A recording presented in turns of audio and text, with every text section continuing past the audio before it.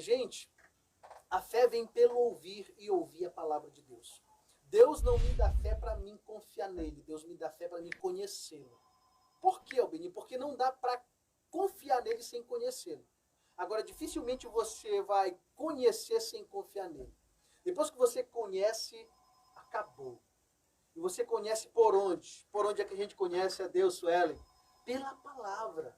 É pela palavra. Por isso, a única coisa que mexe com a minha fé é a palavra de Deus. Guarda isso. A única coisa que mexe com a minha fé é a palavra de Deus. Eu vou repetir de sorte que a fé vem pelo ouvir e ouvir a palavra de Deus. Agora, quem não cria fé pela palavra, só cria pensamento positivo. A fé pela palavra. Não existe fé sem palavra. Agora, o que se cumpre na minha vida não é o que eu ouço, é o que eu falo.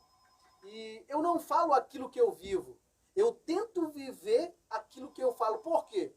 Porque aquilo que eu falo é muito maior do que eu. A palavra é maior do que eu. Inclusive, tudo que existe foi criado pela palavra. Então, eu não falo o que eu vivo. Eu tento viver o que eu falo.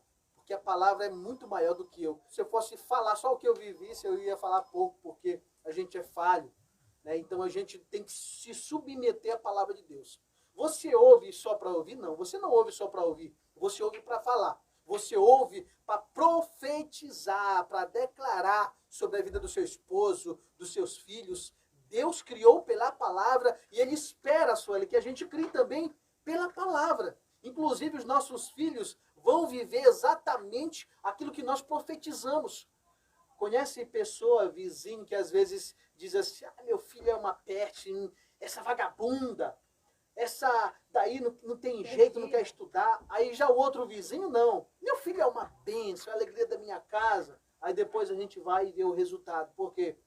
Ninguém tem mais autoridade para profetizar sobre os nossos filhos do que nós, os pais. Então, o que você está pronunciando dentro de casa? A sua casa é um hospital ou um cemitério? É para se refletir. A sua casa é um hospital ou um cemitério? Por isso, tudo está firmado na palavra de Deus. Você tem que tomar cuidado com o que você fala dentro de casa. Interessante aqui que Deus disse no começo ali, haja luz. E houve luz. Interessante que o sol ele só criou no quarto dia, mas já havia luz no primeiro dia. O que eu aprendo aqui? Deus não fez o sol para iluminar o dia, não. Ele fez o sol para governar o dia e a lua para governar a noite. Albeni, isso está na Bíblia? Claro que está. Eu posso falar aqui aquilo que não está na Bíblia, porque tudo que Deus fez está controlado pela palavra de Deus. Deus mantém todas as coisas em ordem pela sua palavra. Ei, Deus não perdeu o controle de nada. Tem gente que pensa que Deus perdeu o controle devido à pandemia, devido aí à politicagem, devido aí às vacinas, não sabe se algo é verdadeiro, se é falso. Deus sustenta tudo pela palavra do seu poder.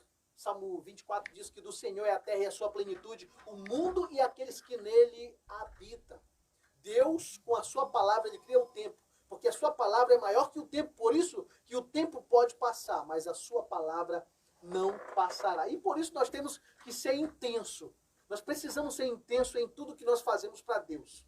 Não podemos mais viver, Suelen, o cristianismo raso.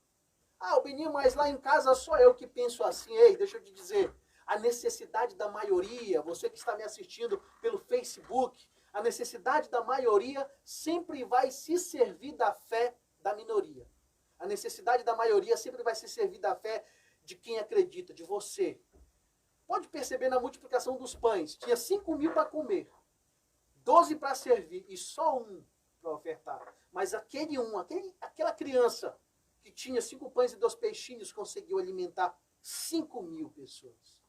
Olha só, Deus não procura muita gente com fé. Ele só procura 2 ou 3 que estiverem reunidos ao redor do Cristo vivo. Ao redor do Cristo vivo. Eu estava estudando agora esses dias sobre o GH, o hormônio do crescimento, né? E ele tem o seu ápice de crescimento em nós das 11 da noite às 2 da manhã, o horário que a Terra está mais escura. Eu aprendi uma lição trazendo para a minha vida. É no momento de trevas que a gente cresce e a gente não está percebendo. É no momento do caos que a igreja, que a luz é luz. A luz não é luz no meio de outras luzes. É no meio do caos que a gente tem que brilhar. Por isso, o Salmo 127 diz assim no versículo 1, 2. Se o Senhor não edificar a casa, em vão trabalha os que edificam. Se o Senhor não guardar a casa, em vão vigia a sentinela, pois inútil vos será levantar de madrugada, repousar tarde, comer o pão de dores, pois assim dá ele aos seus amados o sono. Marcos 4 também diz, o reino de Deus é assim, como se um homem lançasse semente à terra e dormisse, e se levantando de noite ou de dia, e não sabendo ele como, porque a terra por si só frutifica, primeiro a erva, depois a espiga, por último o grão cheio da espiga. O problema é que às vezes, muitas das vezes nós ajudamos a crescer as coisas e às vezes nos perdemos no caminho por fazer crescer as coisas ali na igreja. Não é para a gente deixar de fazer as coisas na igreja. Eu não estou querendo transmitir isso. A igreja ela não tem que crescer, ela tem que se desenvolver ao redor de Jesus, ao redor do Cristo vivo. Porque às vezes ela é só uma igreja cheia de gente vazia. Você precisa mergulhar nas Escrituras. Mergulhe no Espírito Santo. Saia da fila da bênção e entra na fila do propósito. Você tem que caminhar por fé. Hebreus 5:8 tem uma passagem que eu já falei aqui umas 3 vezes durante aqui o programa, nas oportunidades que eu tive, que diz aqui em Hebreus 5:8, que ainda que era filho, Jesus aprendeu obediência por aquilo que padeceu, que sofreu. E hoje as nossas campanhas são pare de sofrer. O antídoto que me traz a santificação, que me faz obedecer, é impossível eu ser um cristão saudável. Claro que eu não vou atrás de sofrer, não. Mas é impossível viver em justiça e não ofender a injustiça. Eu viver em verdade e não denunciar mentira. Não tem como. As duas não se atraem, é oposto. Então, quando eu me levanto com justiça, tudo que é injusto ao meu redor vai ter que ser denunciado pela prática da verdade. Porque a paz, ela só é estabelecida quando eu pratico justiça. Seguir a paz com todos e a santificação sem a qual ninguém verá o Senhor. Buscai primeiro o reino de Deus e a sua justiça. Não é a sua prosperidade, é a sua justiça. Se você falar de justiça, não precisa você falar de prosperidade, porque ela vem automaticamente. É só você praticar a justiça. E caminhando com muita fé para esses dias. Eu quero orar por você que está pelo Facebook nos assistindo, você que está do outro lado, você dos outros lugares adjacentes a Bragança que estão nos ouvindo, você de outro estado, do Maranhão, de Brasília, que sempre nos ouve. Senhor maravilhoso, eu quero te apresentar nossos amados irmãos. Acabamos de liberar a tua palavra. Essa é a tua palavra que diz que a fé vem pelo ouvir, que sem fé é impossível te agradar.